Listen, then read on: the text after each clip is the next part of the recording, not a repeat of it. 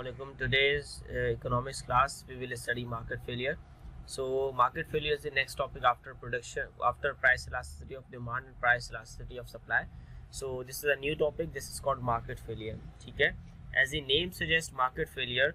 In this case, the markets fail to fails to give the appropriate resources needed. As we studied in free market economy, where we decided that the resources are allocated by three questions. Okay, the three questions are what to produce, how to produce, and for whom to produce. So for what to produce, we need to take the demand for the goods and services. How to produce, it is decided by the firms, by the organizations, by the institutes, how their cost will be lower. And last is how to for whom to produce, how they will distribute the goods. In the market economy system, we used to distribute the goods, we used to provide the goods on the basis of prices, where a person who can pay for the prices can purchase for that good. Those who cannot, they cannot purchase that good. This was clear. Okay, but if we compare it with the command economy, where we were deciding these things, we were deciding these three questions: what to produce, how to produce, and for whom to produce. For what to produce, the country, the state decides what is good for the people. For next question, for how to produce, this was the question which was answered by the way that whichever method will benefit the country. Let's suppose the government's aim is to reduce the unemployment, so the government will always go for more number of people, that is labor intensive method rather than capital intensive, where the machineries are being used. Okay, so last question, for whom to produce, for those people who need it.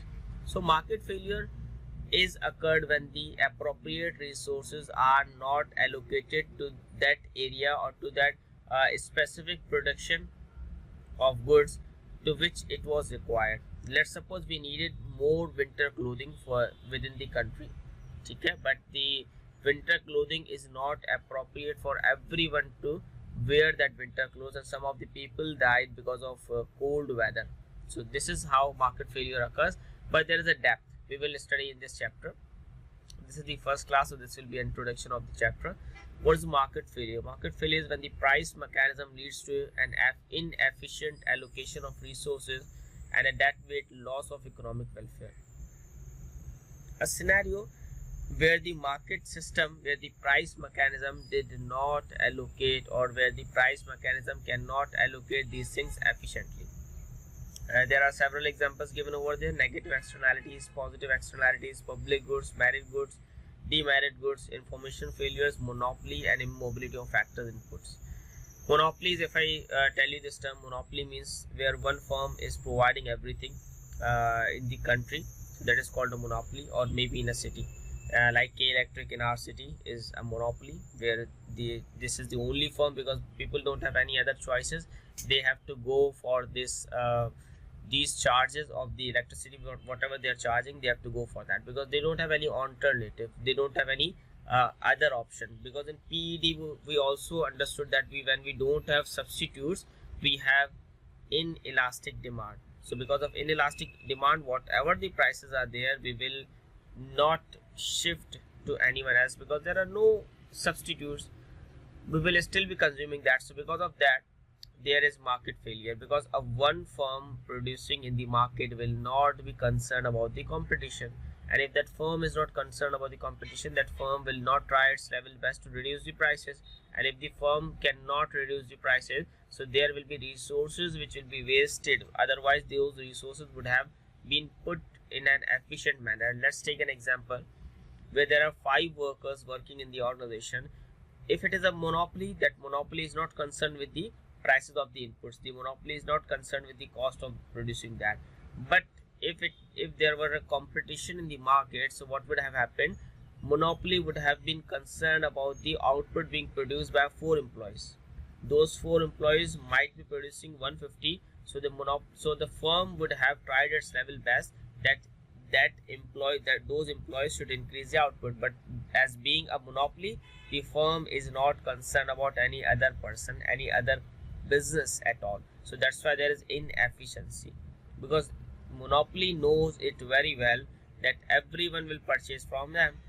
They don't have any option, other people don't have any option to go somewhere else.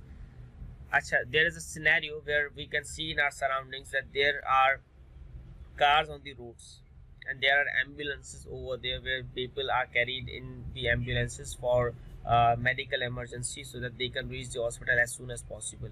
And because of traffic congestion, we observe this trend that there is a lot of traffic on road, and because of that a lot of people die every year. Negative externality.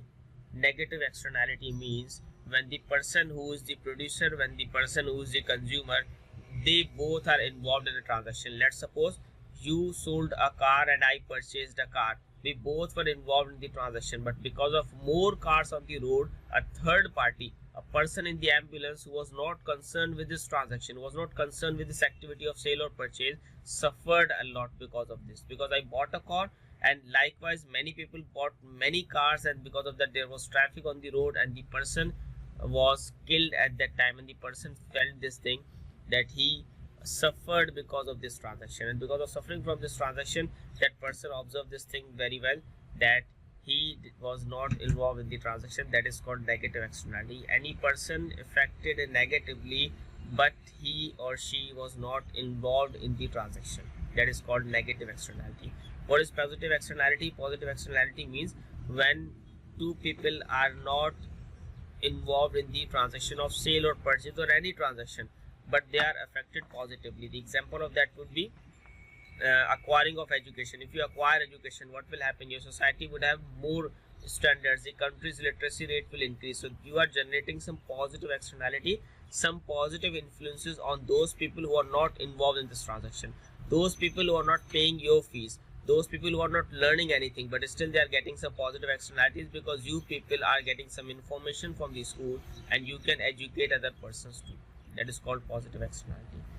Public good, a good which is provided free of cost. It does not mean that the government will only provide these goods. It can be provided by anyone, but these are free of cost and everyone can consume it. Public goods, the example would be traffic lights, signals. So these are public goods. No one pays for this. Everyone receives it in free. But there is an argument that we pay taxes. We are not catering to that argument. We are saying that we get it by free. So I hope this is a brief introduction given to you of this topic. So inshallah in the next class we will be learning the continuation of this topic. Allah Hafiz.